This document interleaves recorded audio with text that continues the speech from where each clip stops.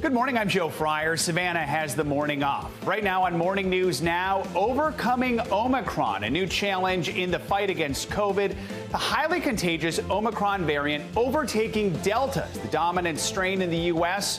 Now more closures and cancellations from coast to coast, threatening plans just days before Christmas. This is not March of 2020. It is not even December of 2020.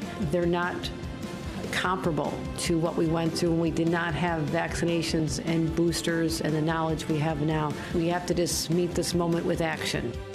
This morning, President Biden preparing to address the nation with a new warning for the winter amid reports that he had close contact with a White House staffer who tested positive. Also new overnight, another shakeup in the sports world. The NHL agrees to pause its season over COVID concerns. We'll have team coverage with the very latest.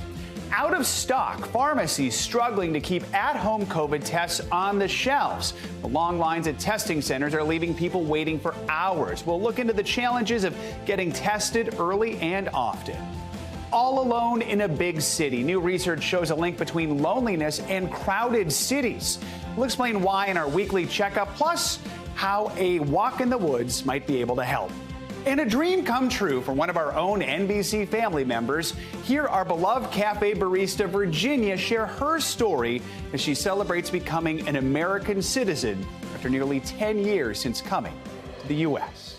Good to have you with us this morning. The new, more contagious Omicron variant is now the dominant coronavirus strain in the United States. The CDC says Omicron now makes up 73% of all new COVID cases nationwide, overtaking the Delta strain, which has been spreading rapidly through the country for months. The CDC director says she saw this coming. And that was, as you note, expected based on the growth rates of how quickly Omicron is transmitted across other countries and around the world. We anticipated that this number would be about this high at around this time. New this morning, health officials in Texas are now confirming what's believed to be the first death from the Omicron variant, an unvaccinated patient. All this comes as President Biden plans to speak on the rapidly spreading Omicron variant later today, just days after coming into contact with someone in the White House who later tested positive for COVID. We have a team covering everything you need to know about the Omicron variant this morning, including the federal response and COVID's impact on the busy travel season. Let's begin with NBC News medical reporter Erica Edwards and NBC News White House correspondent Mike Memoli. So, Erica, what are you hearing from the CDC about Omicron's dominance in the U.S. right now? Good morning, Joe. You know, even experts who study viruses all the time have been astonished at how quickly this variant has taken over. Now, that speed plus the variant's ability to break through and infect even people who are fully vaccinated have health officials really concerned about the variant's potential. Now, last night, CDC Director Dr. Rochelle Walensky also said that anyone who is eligible to get that booster shot should go ahead and get it. She once again urged anyone to go get the boosters. Here's what she had to say. What we do know about the Omicron variant, it's got over 50 mutations. And because of those mutations, just being vaccinated with 2 doses may not be enough. More than 61% of the U.S. population is considered fully vaccinated, but just under 30% has gotten that booster shot. Joe? So, Mike, the president is expected to speak about this today. What can we expect to hear from President Biden on Omicron and this quick surge in cases? Well, Joe, White House officials say that this is not a speech about locking down the country. So no new restrictions on a national level expected to be announced by the president today. But the president will offer a very stark warning about the fact that if you remain unvaccinated, you're heading into a winter in which you face a very strong risk of severe illness and potentially even death. So obviously the president will be encouraging Americans who have not yet been vaccinated or boosted to do just that. But the president will also be outlining several steps his administration is taking to try to deal with this winter surge. And it has to deal with 2 issues, testing and hospital capacity. The president's going to be announcing that FEMA actually will be deployed to help set up additional capacity for hospital sites. The president also announcing that there will be 20,000 new federal testing sites to open. The first will open up in New York City before Christmas. And then this issue of testing is so important. The president's going to be announcing that the federal government has purchased 500 million take-home tests that will be available to any American who wants to request one. They'll be sent by mail, and they can be requested as soon as this week. You'll remember, Joe, that the White House earlier had announced that any American who wanted to purchase those at-home tests would be able to get reimbursed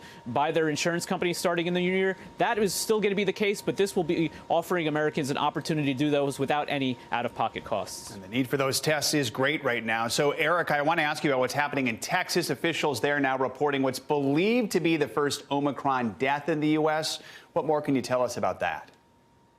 Yeah, this was a man in his 50s in the Houston area. Officials said he had not been vaccinated, although he previously had been infected with COVID-19. He also had some kind of underlying health condition, which put him at greater risk for complications of COVID-19 overall. Now, even though anecdotally it seems many Omicron cases have been mild, Joe, this is an unfortunate example that is not always the case. And perhaps a reminder why vaccinations are so important. So, Mike, the White House says President Biden, who is vaccinated, came into contact with a staff member last week who then later tested positive for COVID. What are we learning about this case, and could it impact today's speech at all?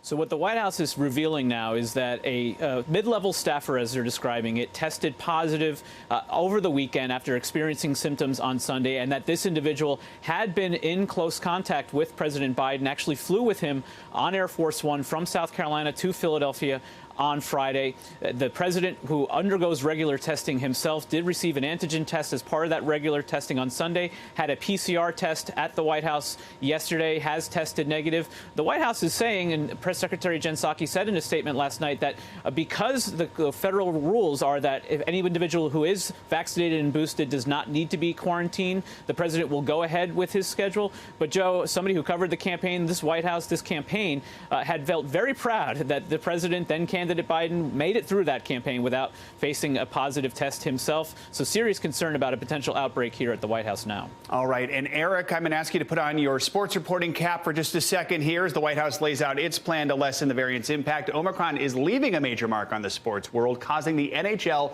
to actually pause its season entirely. What more can you tell us?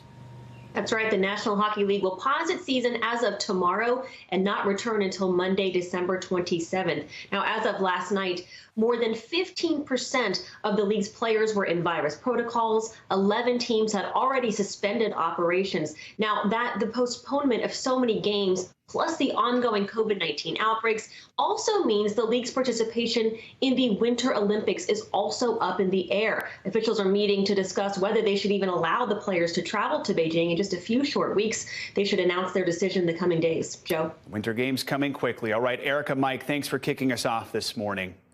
As Omicron dominates nationwide, millions of people are still taking to the skies, traveling in record numbers this week. NBC News correspondent Ellison Barber is at the nation's busiest airport, Atlanta's Hartsfield-Jackson International Airport. So, Ellison, we're now 4 days out from Christmas. So what is it like there in Atlanta right now, and what could the next week look like for airports all around the country? Yeah, it is busy. This is a busy airport any time of the year, especially during the holidays. Last year, of course, was an exception to that rule.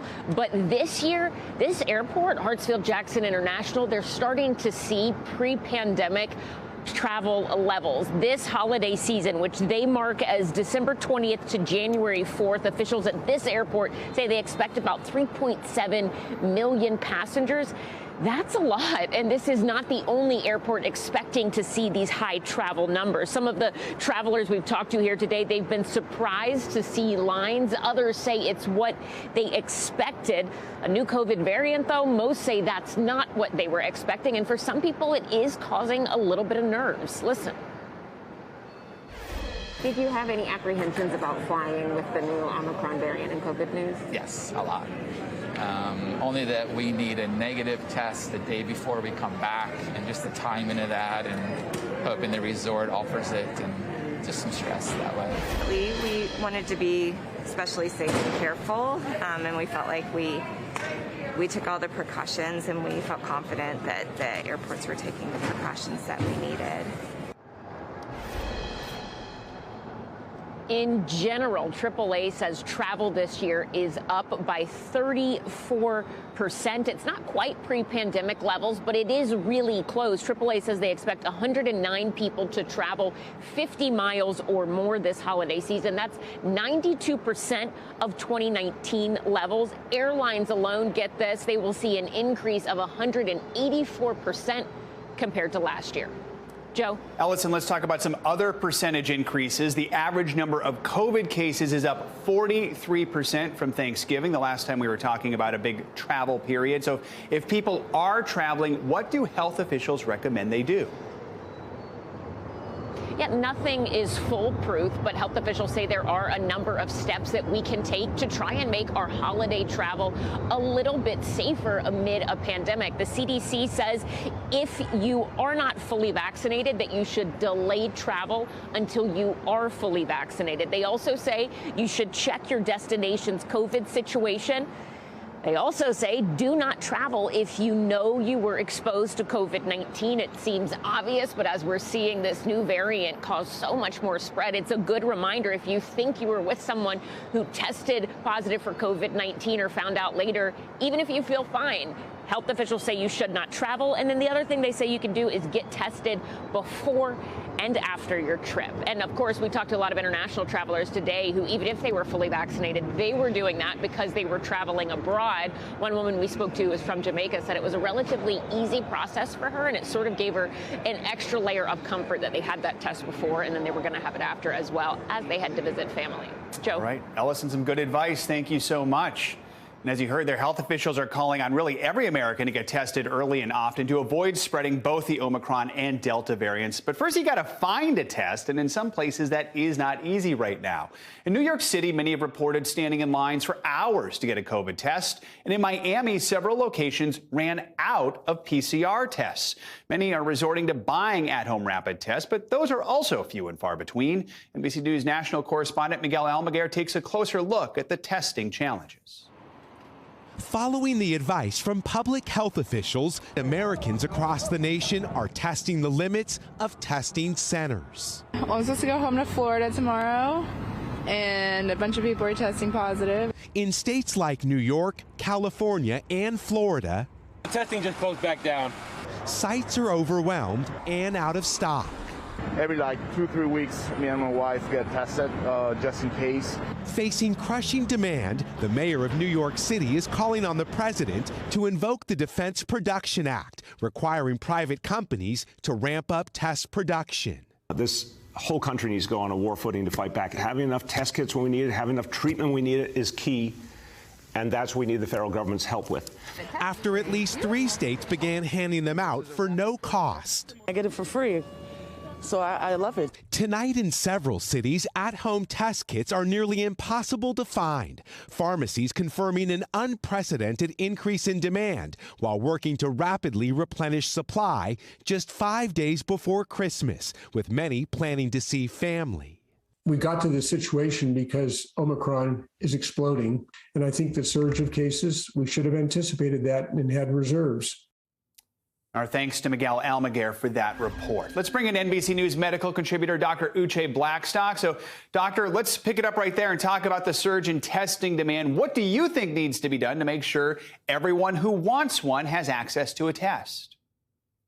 Thank you so much for having me, Joe. So I agree that we should invoke the Defense Production Act. We need private manufacturers to get in there, all hands on deck, to start manufacturing these rapid at-home tests. We know that they are another layer of safety, and they help identify people who are not only infected, but who are infectious. So they're contagious and they could actually transmit the virus to other people. And I think that's something that needs to happen right now. I don't think it can wait till January because we are essentially right now in a crisis within a crisis. Especially with the holidays right now. Let's talk about that number from the top of the show. The Omicron variant already now makes up 73% of all new cases. Did you expect Omicron to spread this fast? And what does this tell us? What does it mean for the weeks to come?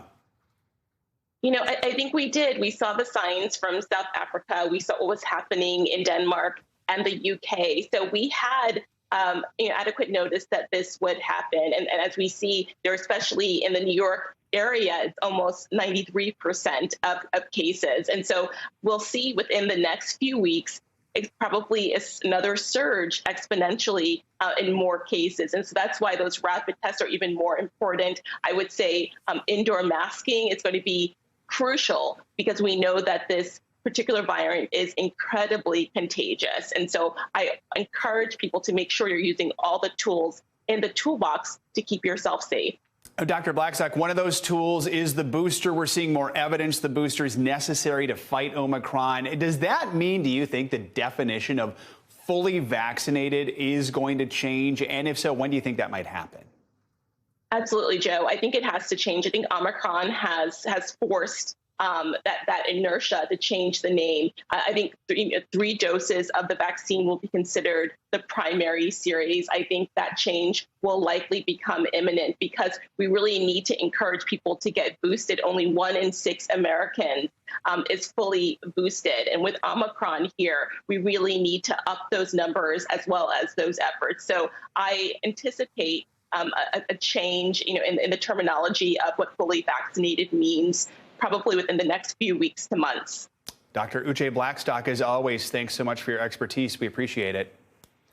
In Minneapolis this morning, the jury in the trial of former police officer Kim Potter begins its second day of deliberations today. Both the prosecution and defense made their cases to the jury during closing arguments yesterday. Now a jury must decide if Potter is guilty of manslaughter in the killing of Dante Wright. NBC News correspondent Shaquille Brewster joins us again from outside the Hennepin County Courthouse in Minneapolis. So Shaq, walk us through some of the biggest highlights from the closing arguments yesterday. What kind of messages did both the defense and prosecution have for the jury?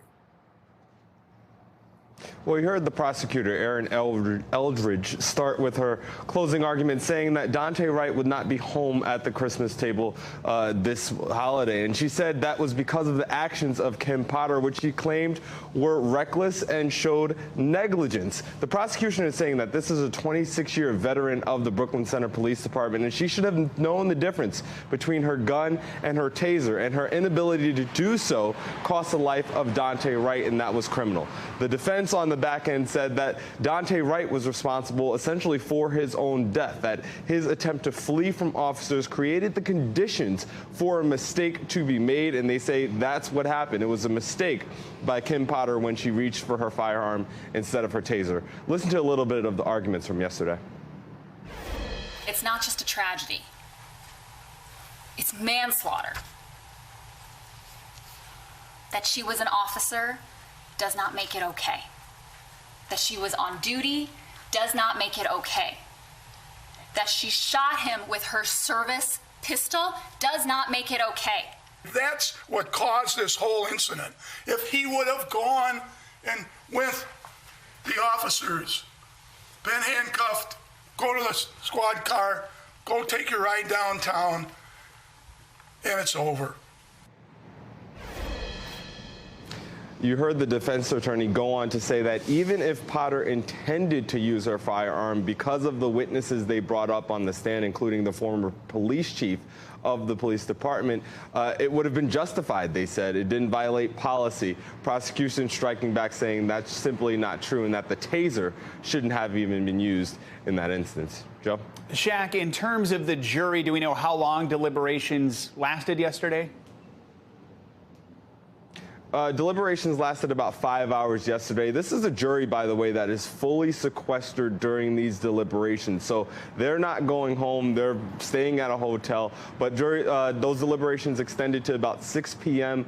last night. We expect them to begin about 9 a.m. local time, so just in a couple of hours this morning. Joe? And Shaq, we know the Brooklyn Center School District has started its winter break early in anticipation of a verdict in the trial as a precaution. What other precautions are officials making to try and keep the Twin Cities area safe? Well, you mentioned there is that precaution that was done by the school district where they rolled back their winter break, so the schools are not in session right now. And they directly said in their statement that was released a couple of weeks ago, they said that the reason why they were doing that was because of the Potter trial. But, you know, one thing to note is that we were here during the Chauvin trial. This is when this shooting actually happened, and where the courthouse then was barricaded with barbed wire and you had military vehicles. You don't have that same presence there. There is heightened security that the court has. There is. You hear local leaders talking about them being on guard, ready for any response. But it's a much lower tension than it was for previous trials. That does not ignore the fact or eliminate the fact that so many people say they are watching, and so many people say they are engaged and waiting for this verdict to come from the jury, Joe. And Jack, I should ask you, we have a couple major trials right now where we're waiting for the jury results. Christmas Eve is Friday, Christmas is Saturday. What is the schedule moving forward? If they don't get a verdict by a certain day, do they pause for the holiday? Yeah, you know, the announced schedule is that by Thursday, or when is Christmas Eve? On Friday. By Friday, if court is not wrapped up by Friday, then it'll be a pause, and then they'll resume on Monday. But, Joe, that was a conversation that happened before jury deliberations started. Because this is a jury that is sequestered, I personally find it hard to believe that the judge would let them go home and then come back on Monday. We're still a couple of days away from that, so we'll still see what happens. By the way, I should mention there was a question that we got from the jury yesterday, just about 2 hours into deliberations. They were asking about some testimony from a psychologist and whether or not in the timing of an interview that Kim Potter did with that psychologist. The judge didn't really answer their question. It goes into some legal arguments, but that question that was being asked wasn't admitted into evidence. So the judge essentially said, you need to use your best recollection and send them back. So the jury deliberations are underway, and let's hope that they wrap up before Christmas. All right. Sounds good. Shaquille Brewster, as always, thanks so much. Democrats on Capitol Hill are trying to figure out what comes next after Senator Joe Manchin left the future of the Build Back Better bill shrouded in uncertainty. Senate Majority Leader Chuck Schumer told Senate Democrats a vote will go ahead next month despite Manchin's opposition. And yesterday, the White House attempted to diffuse tensions with Manchin and vowed to keep working on the bill. They share fundamental values. They're longtime friends. That has not changed. And what's most on the president's mind is the risk of inaction. And if we do not act to get this legislation done and the components in it, not only will costs and prices go up for the American people, but also we will see a trajectory in economic growth that is not where we want it to be. NBC News senior congressional correspondent Garrett Hake is with us now for more on this. So, Garrett, what would it take to get this bill passed next month? And do Democrats still think they can actually get it over the line despite this latest setback? Joe, I don't think this bill is going to pass ever, and it certainly won't pass next month. But what we're hearing from Democrats is they want to continue pushing for at least some of the priorities in this bill, priorities that they know Joe Manchin supports. So the plan right now is something of a placeholder to keep fighting for these priorities and to project confidence. At least that's what Nancy Pelosi tried to do yesterday in California. Listen to this. We will not let this opportunity pass, and we will make that case. And I have confidence that Senator Manchin cares about our country and that at some point, very soon, we can take up the legislation. I'm not deterred at all. So, Joe, here's the thing. Speaker Pelosi is probably half right there. I don't think this piece of legislation will be what gets picked up. But Joe Manchin, who I've covered for years now, is not going to sit on the sidelines if there is a process to be done here to pass some of this stuff. He wants to be in the middle of every debate in Washington, including over this policy. So a hard no puts him out of the negotiation. It's not the place he wants to be. I think they pick up talks in some form come January. I mean, yeah, we heard from Senator Manchin yesterday. He defended his opposition to the bill in a radio interview, appeared to hint that some specific reason may have pushed him to make those remarks on Fox News. What can you tell us about that? Joe Manchin is the kind of politician who takes things personally. Sometimes that means he's passionate about what's going on and what he's working on. Sometimes it means he gets offended over the way some of these positions are handled. That certainly seemed to be the case in what he described as one of his reasons for finally pulling the trigger and coming out and saying he'd be a no on this when he was in that West Virginia radio show. Listen to what he said. You know, basically, I'm always willing. You know me, always willing to work and listen and try. I just got to the wit's end, and they know the real reason what happened. They won't tell you, and I'm not going to because. Wait. You said they know the real reason. They're not going to tell us. You're not going to tell us. What do you mean? What's the real? Well, the bottom line is there's basically, and it's staff. It's staff driven. I understand staff. This is not the president. It's the staff, and they drove some things and they put some things out that were absolutely inexcusable. And they know what it is, and that's it. The put out some things that Manchin is referring to there appears to be a statement that the White House put out late last week saying that negotiations would continue into the new year between the president and Joe Manchin. Apparently, Manchin did not like being singled out in that way. Joe, as Senator McCain used to say, politics ain't beanbag. Right. Before we let you go, Garrett, I have to ask you, the January 6th committee is putting the spotlight on a lawmaker for the first time, calling on Republican Congressman Scott Perry to provide information. Quickly, what's going on here? This is going to be the start of a very sensitive period for the January 6th committee as they're trying to investigate the behavior of some of the own members of Congress. In this case, it's Scott Perry, Republican congressman from Pennsylvania. He's been linked to Jeffrey Clark, that DOJ official who was kind of scheming, if you will, behind the scenes on ways for the DOJ to get involved in election results. Perry and Clark are going to be subjects of this investigation going forward. Right now, it's just a letter asking Perry to come in and sit down and talk to the committee. No subpoena yet, but Joe, that could be the direction this is headed. All right, Garrett, thanks so much. Appreciate it. You bet. Time for a check on your morning news now. Weather. Michelle Grossman is with us again. Michelle, good morning. Good morning, Joe. And we are officially at the first day of winter. So the shortest day of the year, we're going to start tacking on some daylight tomorrow. And it's certainly feeling like winter in some spots. But one spot in the southeast, we're going to be seeing some rain and the possibility of some severe weather. That's going to be your big weather story of the day. So radar showing us that we're seeing those heavy rains falling in Florida, into Georgia, also South Carolina, even up to Virginia today.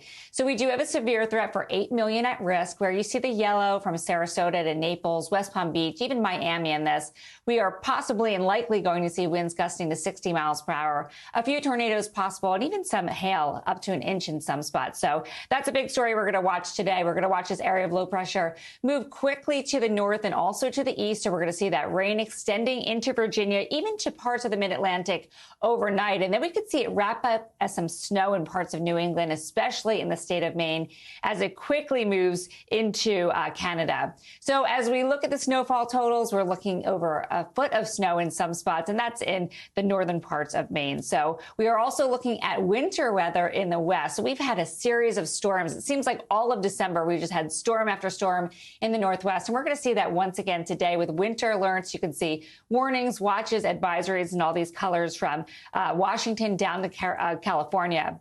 And that's going to be the story today. We're going to continue to see these storms moving onshore, bringing rain and also some mountain snow, even up to a foot in some spots. And that's good news for the skiers, but it's going to make for tricky travel. So then tomorrow, additional rounds of snow and rain, flooding possible near those scar areas where we saw those wildfires over the summer. Thursday, another cold front's going to move through. That's going to make for difficult travel, heavy snow in the mountains as well. And we're going to see those rainfall totals up to 3 inches in spot, Joe, in parts of California. So when I see you next hour, we're going to talk about the holiday travel forecast. It's looking good for many of us, and then also some winter-like weather in some spots. All right, looking forward to that. Thanks so much, Michelle.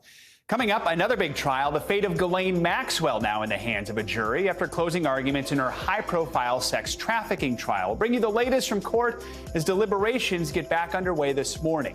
Plus, a Russian businessman charged in a hack that cost investors millions of dollars. Got details next on Morning News Now.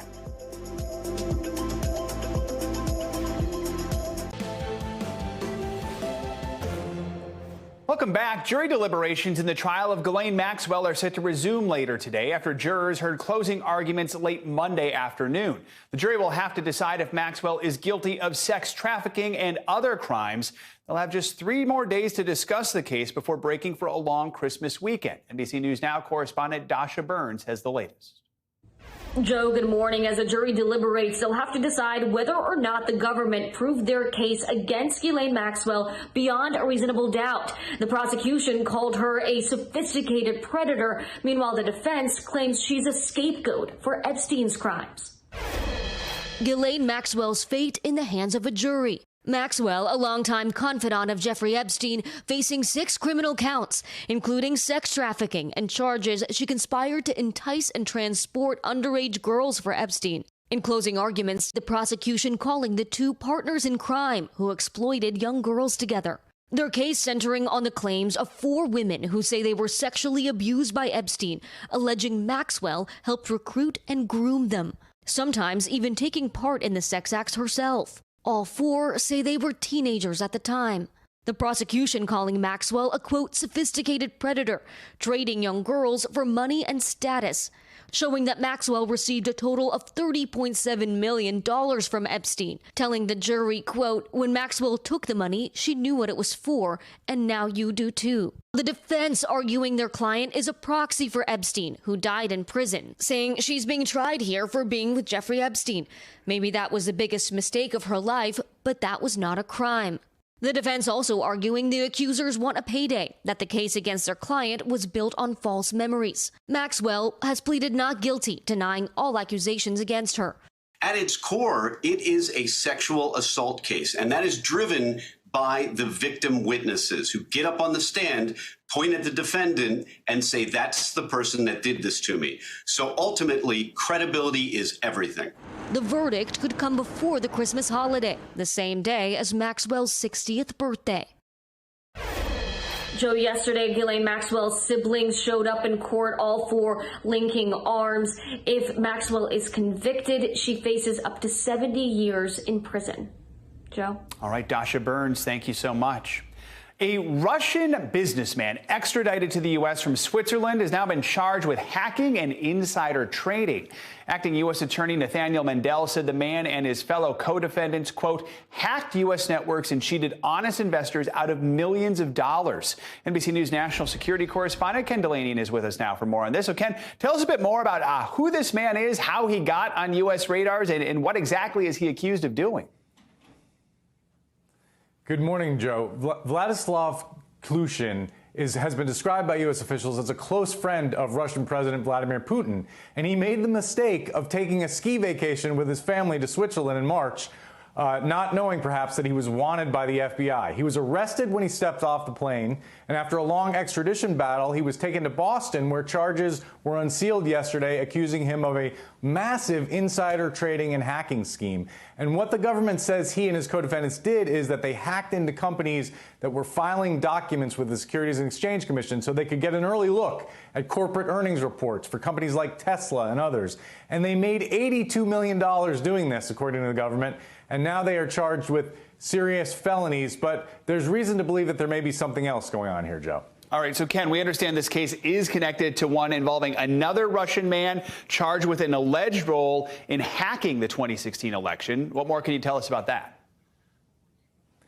So that's what's interesting here. His name is Ivan Ermakov. He's one of the people charged in this case. He was also charged by Robert Mueller with hacking the 2016 election, and he was charged in a separate case where the Russians allegedly hacked the Olympic anti-doping agency. And so there's a lot of speculation that what's going on here really is that the U.S. has arrested a couple of Russian intelligence, or one in Klushin's case, the other people are at large, Russian intelligence officers, or at least people closely connected to Russian intelligence. And while they haven't charged Klushin with anything related to the 2016 election or any disinformation or other Russian government efforts, they clearly have a lot of leverage over him now because he's facing years in prison on these insider trading charges, and they will certainly want to talk to him about what he knows, if anything, about Russian intelligence efforts, Joe. Okay, so Ken, a lot of questions here. Have we heard anything from the Kremlin on this case? Yeah, the Kremlin has been pressing ever since the U.S. started to try to extradite this man from Switzerland. They were arguing that this case is entirely political. They said it was about the U.S. hunting for Russians. They are up in arms about this, Joe. But the U.S. yesterday said this was a great day, good news around the Christmas holidays, according to the U.S. attorney in Boston. All right. Ken Delaney, thanks so much. Time to take a look at what's making news around the world this morning. NBC's Janice Mackey-Frayer joins us from Beijing with those headlines. Janice, good morning. Good morning, Joe. Severe weather is leaving a trail of destruction across Southeast Asia with Typhoon Rai. In Malaysia, a weekend of torrential rain displaced more than 60,000 people, closed down roads, disrupted shipping at one of the busiest ports in the region. 2 days of rain equal to what they usually get in a month. Now, worth noting here that Malaysia is a major electronics and chip testing hub. Intel has a big investment there, and they say the severe weather is only compounding what's already a global chip shortage. Queen Elizabeth is scaling back her Christmas plans because of COVID concerns. Her usual events at Sandringham have been canceled, and she will instead celebrate Christmas Day at Windsor Castle. This is the second straight year that the Queen has scrapped festivities in what was said to be her personal decision. It's seen as a precautionary approach. She is, after all, 95 years old. She's been lightening her load of duties, and this is also the first Christmas that she'll spend without Prince Philip, who passed away in April.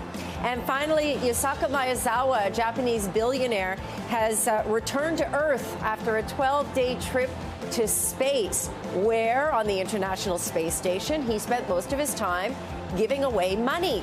He apparently has a history of doing this on Twitter.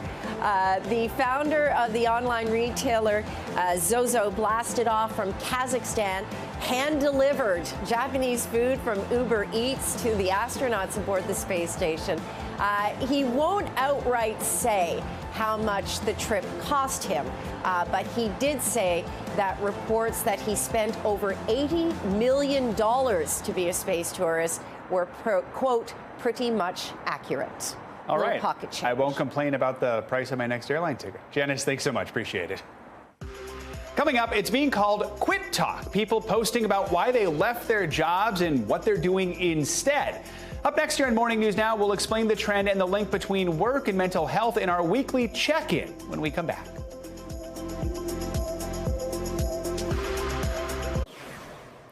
The president and first lady have welcomed a new member of their family to the White House. Take a look. Hey, pal. How you doing? How are you?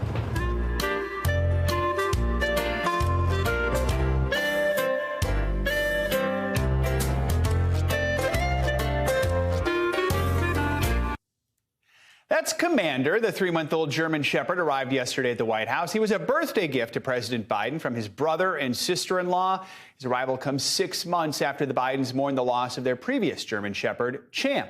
Their other dog, Major, continues to live outside of the White House after a biting incident earlier this year. Not to be outdone, the Bidens are also expected to welcome a cat to the White House next month. Full house.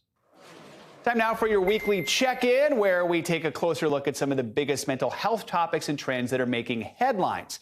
Let's bring in Dr. Soumya Dave to help us break all of this down. Soumya Dave. She's a psychiatrist and the author of What a Happy Family. So, Doctor, good to have you with us. Let's start with a new study about loneliness in the city. It suggests overcrowding in the city can increase feelings of loneliness by 39%, but that number drops by 28% just by being in contact with nature. So what's leading to that mental health boost, and how can people work in more nature time to try to get that in their schedules?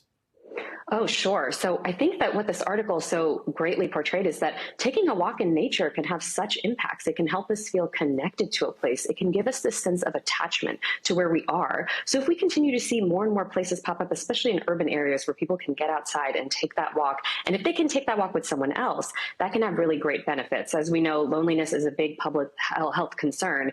And while there's no one-size-fits-all solution, this seems like something that can really help. All right, here's something that may appeal to our younger audience, but applies to everyone. The popular South Korean pop group, the K-pop group BTS, gearing up to make their return to the global stage next month after taking an extended period of rest. Why is it so important to step back from an overwhelming schedule, and how should the rest of us make the same decision? You know, I think when a group like this makes this gesture and the statements behind it, it is so powerful because for so long, for too long, we have seen rest as a reward. We have seen burnout as this badge of honor, and it doesn't have to be that way. So when a group with this level of influence says, you know what, we're going to take care of ourselves, I think we all feel that we can take that permission for us too. All right, and speaking of jobs, we may not all be K-pop stars, but returning to TikTok for one of the many trends we're going to talk about circulating on the app. This one is called Quit Talk, where people post stories of how they quit their jobs and what they're doing instead of work. Now, the videos come during what some are calling the Great Resignation. Why are we seeing so many people quit their jobs, and how do we know when it's time to leave in order to prioritize our own mental health?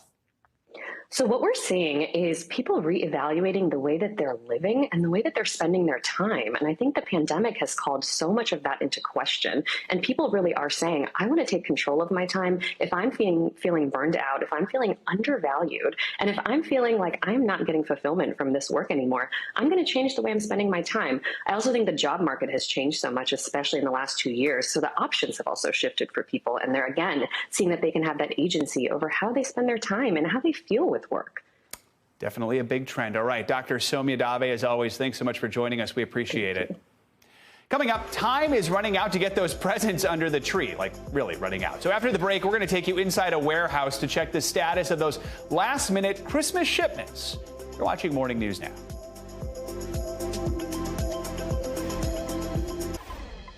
With just 4 days to go until Christmas, you might be frantically checking the shipping status of your last-minute gifts to make sure they arrive on time. That's on my to-do list all week long.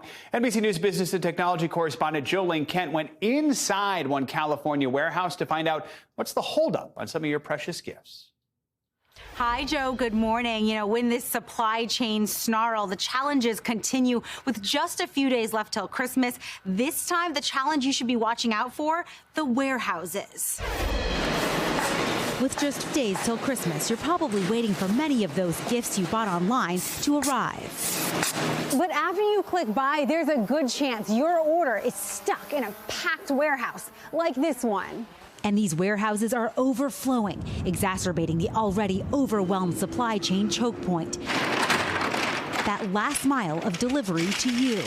Have you seen a moment like this before? I have not. This is just unheard of in 25 years. Jay Patel runs West Coast Warehouses, one of the last stops for so many packages. Does 2-day shipping even matter? Does it mean anything? It doesn't, and we're not hitting the 2-day mark. The clogged supply chain and record demand from individual shoppers are forcing Patel to overhaul how he gets packages to your doorstep on time. Like putting in a new conveyor belt system. This one costs $2 million because shipping a single package to you is very different than shipping out pallets in bulk. And industrial warehouses for online shopping, which soared during the pandemic, take up 3 times as much space as traditional in-person retail stores. Major real estate players like Prologis have never seen higher demand. We're probably 97% occupied or more. So to the extent that somebody needs a little extra space, it's tough to come by. So is the real estate where they want to build more warehouses. We're trying to find urban-centric locations, get them close to the ultimate customer. Because warehouse space is effectively sold out, your packages end up sitting in yards like these, waiting in containers for more space at the warehouse to open up. I don't know that we'll see a massive change for the next 6 months, maybe into late 22, even early 23 before we normalize. Meantime, your ultra-fast delivery may be a thing of Christmas past. Now, with just so few days left, Joe, you're really going to want to buy online, pick up in store, or do that curbside pickup, or maybe just venture to a store in person. But I know a lot of people out there being extra careful for Omicron, so maybe that curbside pickup is the way to go. Joe? Good advice, Ghislaine Kent. Thank you so much. Time now for our CNBC Money Minute, the biggest financial headlines of the day and why they matter to you. Silvana Henao joins us. Good morning, Silvana. Good morning, Joe. Shares of electric vehicle makers hitting a pothole yesterday following the potential collapse of President Biden's Build Back Better spending plan. The package includes tax incentives of up to $12,500 per vehicle, which is seen as critical to spurring consumer demand. Stocks of startups like Nikola and Lordstown Motors falling sharply, while Rivian, which went public last month, hit a new low. Tesla and GM also falling, even though they don't qualify for federal tax credits. Meanwhile, TikTok is nipping at the heels of its bigger rivals. A report by Insider Intelligence is predicting TikTok will be the world's 3rd largest social network next year, reaching 755 million monthly active users. That's just behind Facebook and Instagram. Insider Intelligence also believes TikTok will top 20% of all social networking users for the first time. Separate data from App Annie shows the amount of time users spend on TikTok is growing faster than any other app, including by 65% right here in the U.S. And Airbnb is tightening its policy on New Year's Eve celebrations, adding anti-party restrictions to some 3-night rentals for guests without a history of positive reviews on the site. The company says it will be focusing on local reservations. Last year, Airbnb added restrictions to adhere to local social distancing requirements for large in-person gatherings, imposing an occupancy limit of 16 people. Hosts or guests who try to evade the rules could be subject to a ban or possible legal action. I feel like if I had a house on Airbnb, I might just skip New Year's Eve altogether. I think so. Right. I think so. Savannah, thanks so much. You got it. Coming up, an American dream realized. Since I came here, I haven't stopped, studying, working, learning, and teaching other people and trying to be part of the community. When we return, hear the inspiring journey to citizenship for one of our own here at NBC.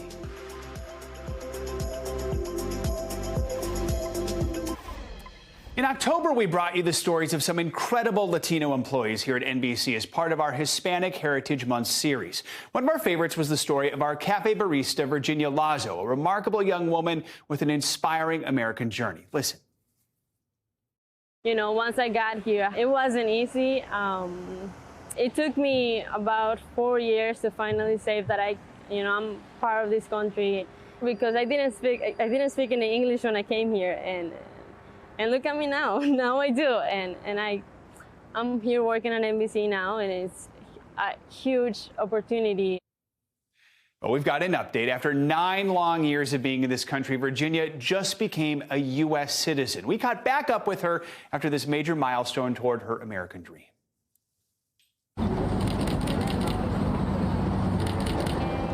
When I was in high school, I didn't have many friends, because the language and culture and everything. So one of the things that I started doing was taking photos.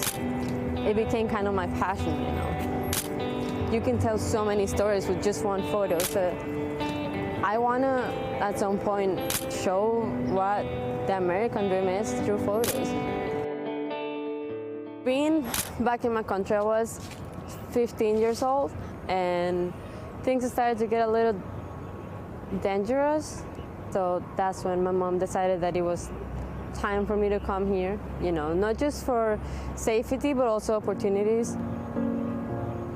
The journey coming from Honduras here wasn't the safest. I came as an illegal. So it was, a lot of fear, a lot of things that I didn't wish to see, and I saw. And then when we got to the border and we crossed the river, that's when I was caught up by ICE, and I didn't know if the whole journey was gonna be for nothing. I was sent to one of the police stations, and that was the first time that I was in a place like that. And being in a country where you don't know the language, you don't know what they're talking, you don't know what they're saying, it was very hard. And they sent me to a house where I was with more people like me, like young people, and I was able to feel a little better because I knew that I wasn't the only one. There were so many other kids with different stories, with different journeys, and I just felt like I had a lot of responsibility at that point. Coming to New York City was just the beginning of the whole journey.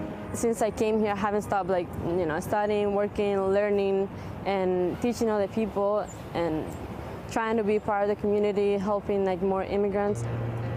For me, being an American means just speak up, be there for the people that can do it for themselves. Just because maybe you don't have a citizen right now or a green card doesn't mean that you are less American. You start being an American the moment you come to this country and you start putting yourself out there. It's not a paper that makes you an American. Being American is just being here for you, showing up for yourself, showing up for other people, and don't ever stop fighting for the dreams that you have. When I finally got my citizenship, I was like, in a way, it feels like a lot of responsibility, even more now, to be a face for my community, and I think more now than before, I want to help in any way that I can and be involved more in the community, because I know how hard it is. It's just more motivation for me to move forward and be like, hey, if I could do it, you can also do it. Right now, I still don't have a college degree, So I'm looking forward to be able to have my college degree, and then with that, be able to support and help other people. Like, that has always been my dream, help other people, you know, and be like, hey, it's gonna be hard, it's gonna be days that you wanna give up, and it's not gonna be easy at all, but just keep going. Virginia, by the way, always has a smile on her face. Congratulations to Virginia from all of us here at NBC News. And that does it for this hour of Morning News Now, but the news continues right now. Thanks for watching our YouTube channel. Follow today's top stories and breaking news by downloading the NBC News app.